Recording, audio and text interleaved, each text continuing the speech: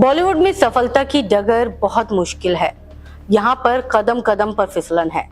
जो संभल गया वो आगे तक गया और जो यहाँ की चिकनाहट में फिसल गया वो या तो खाई में गिरा या कुएं में। कई सारे कलाकार ऐसे रहे जिनका अंत इंडस्ट्री में ऐसा रहा जिसे सुनकर रोंगटे खड़े हो जाते हैं। ऐसी ही दर्दनाक कहानी है हमराज फिल्म की एक्ट्रेस विमी की। विमी उन हीरोइनों में से एक थी जिन्होंने 60 और 70 के दशक में फिल्मी पर्दे पर राज किया। उनकी खूबसूरती और अदाओं का हर कोई दीवाना था। विमी को बॉलीवुड में सक्सेस पाने के लिए ज्यादा इंतजार और ज्यादा मेहनत नहीं करनी पड़ी। वो आई और इंडस्ट्री में छा गई। एक्ट्रेस की पहली फिल्म हमराज थी। इस फिल्म में उनके अपोजिट सुनील दत्त और राजकुमार जैसे बड़े एक्ट्रेस नजर आए। फिल्म ने फैंस का दिल जीता और विमी ने रातों रात शोहरत हासिल कर ली। लेकिन जितनी जल्दी वो अर्श पर पहुंची उतनी ही जल्दी वो फर्श पर भी आ गिरी और ऐसा गिरी कि फिर कभी उठ ना सकी। विमी के पति उन्हें काफी प्रताड़ित करते थे, ऐसा कहा जाता है। यहाँ तक कि विमी को कौन सी फिल्म करनी चाहिए या नहीं करनी चाहिए ये सब विमी के पति तय करते थे। पति की वजह से उनका स्टारडम कम होने लगा। इससे तंग आकर विमी अपने पति से अलग हो गई। लेकिन पति की वजह से उनकी जो छवि धूमिल हुई थी उससे उनके करियर पर काफी बुरा असर पड़ा। वो फरेब के दलदल में धंसती चली गई और अपनों ने ही उन्हें कहीं का नहीं छोड़ा। कहा जाता है कि अपनी पहली ही फिल्म की सफलता विमी के सिर चढ़कर बोलने लगी थी।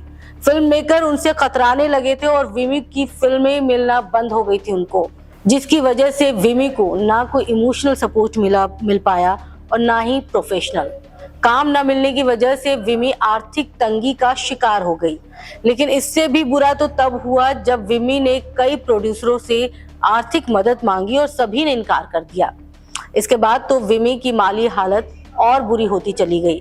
एक वक्त पर जिस हीरोइन के फिल्म में होने से ही फिल्म हिट हो जाती थी, बाद में उस हीरोइन को ही अपनी फिल्मों के लाले पड़ गए और जो बची खुची फिल्में रिलीज हुई थी वो भी एक के बाद एक फ्लॉप होती चली गई।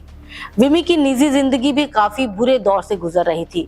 आर्थिक तंगी के कारण विमी को अपना वो बंगला भी छोड़ना पड़ा था जिसमें वो रह रही थी। इधर विमी की फिल्में भी लगातार फ्लॉप हो रही थी।